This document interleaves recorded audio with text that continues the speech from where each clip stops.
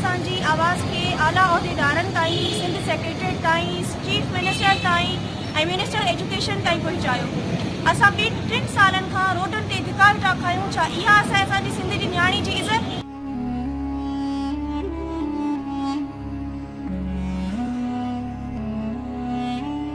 सिंध जी तालीम जो इहो आहे एहसासु तव्हांखे?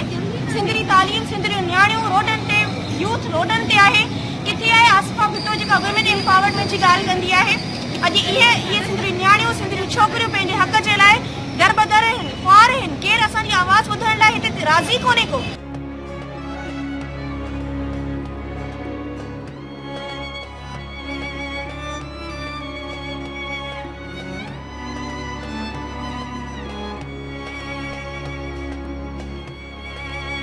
बेनज़ीर भुट्टो जो मंशूर रोटी कपड़ा ऐं मकान।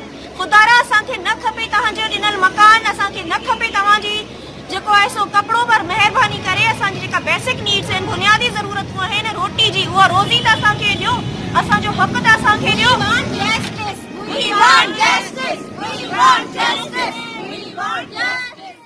यार अधु ज़िंदगी त पढ़ाई में गुज़ारे छॾी, बाक़ी जगह अधु बची आहे। मूंखे लॻे थो इहा ईअं धिका खाई खाई गुज़री वेंदी। जेकॾहिं इहा ख़बर हुजे हा त IBA टेस्ट पास करे बि धिका खाईंदासीं त अहिड़ो कम ई कोन कयूं हा।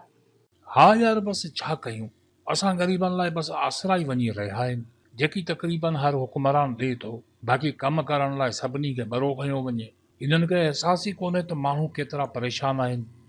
अला जेकॾहिं उन्हनि खे अहसासु नाहे त पोइ अहसासु ॾियारियो। हींअर हू अव्हांजी कोन था ॿुधनि, पर इलेक्शन जे वक़्तु त तव्हांजे दर ते वेठल हूंदा आहिनि। पोइ उन वक़्तु छो पंहिंजो हिसाबु नथा वठो? 73 सालनि खां इहो ई सिलसिलो हलंदो पियो अचे। 4 साल अज़ाब में गुज़रनि था ऐं 5 साल ईंदे ई हुकुमराननि जा अमल ऐं असांजी सोच तब्दील थी वेंदी आहे। हुकुमरान ग़रीबनि जे दर ते अचनि था ऐं ग़रीब ख़्यालनि में महल घुमनि था। 4 सालनि जी ज़िल्लत यादि ई कोन थी रहे। तव्हां बिल्कुलु सही चयो, अहसासु नाहे। न हुकुमराननि खे अवाम जो अहसासु आहे, न ई अवाम खे पंहिंजनि हक़नि जो अहसासु आहे। असांखे पंहिंजा हक़ प्यारा हुजनि हा त हिकु आवाज़ बणिजी गूंजी उथूं हा। ईअं धुरियनि में विरहाइजी रोडनि ते धिका कोन खाऊं हा। अला इहो त चऊं पिया त हुकुमराननि खे को अहसासु ई कोन्हे। अदा इहो त आउं बि चवां पियो।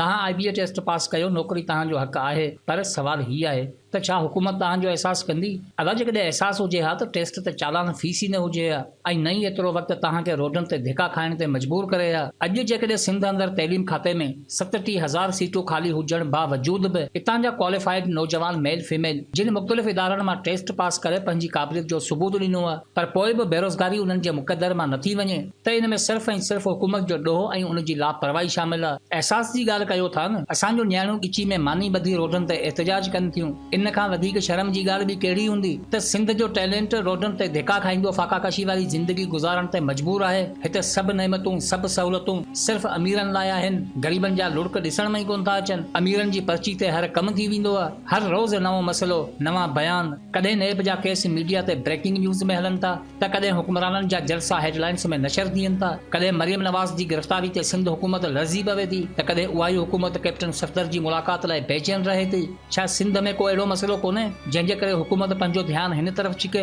असांजी तइलीम तबाह, सिहत खातो नाले मातर आहे। हिते हर ॾींहुं नए मसइले सां नओं सिज उभारे थो। कॾहिं मारूड़नि जे झोपड़ियुनि में इज्तिमाही ख़ुदकुशियूं थियनि थियूं, त कॾहिं मासूम न्याणियुनि जी इज़त मथां मातम थियनि था। ज़रदारी ते नेब केस लॻनि या नवाज़ शरीफ़ खे जलावतन कयो वञे। इन में ग़रीब खे कहिड़ो फ़ाइदो आहे? ग़रीब पंहिंजी बुख ऐं औलाद जा बुखिया पेट ॾिसे थो। उनखे को फ़र्क़ु कोन थो पवे त कंहिं करप्शन कई या कंहिं माल ठाहियो। 73 सालनि में इहो ई ॿुधूं पिया। हर नओं ईंदड़ वींदड़ वारे लाइ इहो ई सूर पिटे थो त वञण वारो मुल्क खाई वियो। अॼु ॾींहं ताईं इहो साबित न थी सघियो आहे त मुल्क लुटियो कंहिं आहे ऐं बचायो कंहिं आहे। पाकिस्तान जी तारीख़ खोले ॾिसो, हर अचण वारो हुकुमरान अवाम लाइ मसीहा हूंदो आहे ऐं वञण वारो करप्ट ऐं ज़ालिम हूंदो आहे। असांजी सियासत पाण में ई कोन थी ठहे, सो अवाम सां छा ठहंदी?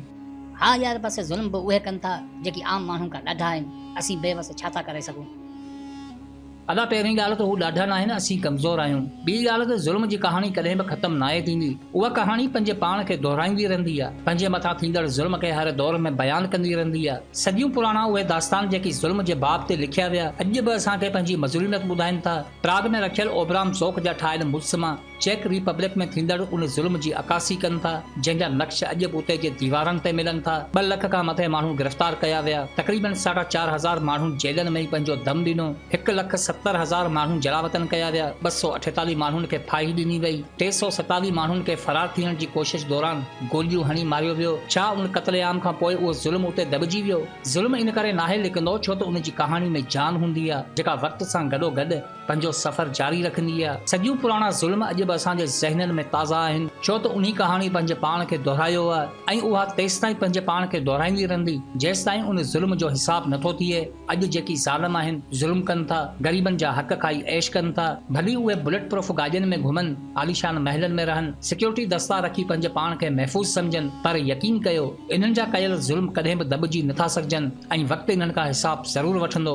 मदर टेरेसा हिकु दफ़ो चयो हो त कंहिं बि इंसान जो गैर ज़रूरी थी वञणु हिकु अहिड़ी बीमारी जे बराबरि आहे जंहिंखां इंसान हमेशह बेख़बर हूंदो आहे। 1969 में अमन जो नोबेल प्राइज़ हासिल कंदड़ इदारो इंटरनेशनल लेबर ऑर्गेनाइजेशन जे मंशूर में चयल आहे त जेकॾहिं तव्हां अमन जा ख़्वाहिशमंद आहियो त इंसाफ़ जी फसल खे पोखियो। अॼु अमन जा दावेदार त असां वटि अक्सरियत में मौजूदु आहिनि, पर हक़ीक़त में अमन क़ाइमु तॾहिं थींदो आहे जॾहिं इंसाफ़ थींदो आहे। इंसाफ़ हुजे हा त अॼु ग़रीब अहिड़ी हालत में न हुजे हा। इंसाफ़ हुजे हा त अॼु असांजा नौजवान रोडनि ते धिका कोन खाइनि हा। इंसाफ़ हुजे हा त अॼु असांजा माण्हू पंहिंजे हक़नि लाइ पंहिंजूं ज़िंदगियूं न विञाइनि हा। इंसाफ़ हुजे हा त न माउ पंहिंजे पुट जो लाश झोली में रखी पिने हा ऐं न जवान पुट सरकारी अस्पताल में पंहिंजे पीउ जे ॿाहुनि में पंहिंजो दम ॾे हा। इंसाफ़ हुजे हा त एॾी बुख न हुजे हा, बेरोज़गारी न हुजे हा, इदारा मज़बूत हुजनि हा ऐं अवाम ख़ुशहाल हुजे हा। हिकिड़ी ॻाल्हि यादि रखो त जॾहिं पेट बुखायल हूंदो आहे तॾहिं सोचण वारी कुवत नाकारा थी वेंदी आहे। पोइ इंसान सिर्फ़ पंहिंजी बुख खे ॾिसंदो आहे। अहदनामा अतीक में इहो साफ़ चयल आहे त हर मरहलो गुज़री वेंदो आहे, पर जॾहिं बुख इंसान ते पंहिंजो कब्ज़ो कंदी आहे तॾहिं इंसान पाण खे ख़राब कंदो आहे ऐं पंहिंजे बादशाहुनि खे बददुआऊं ॾींदो आहे। इहे सभु हक़ीक़तूं असांजे समाज खां मुख़्तलिफ़ न आहिनि। गौर कयो त हर हक़ीक़त पुठियां असांजा ई अक्स नज़र ईंदा। दुनिया जी तारीख़ में सभ खां वॾो तसादुम अमीर तबिके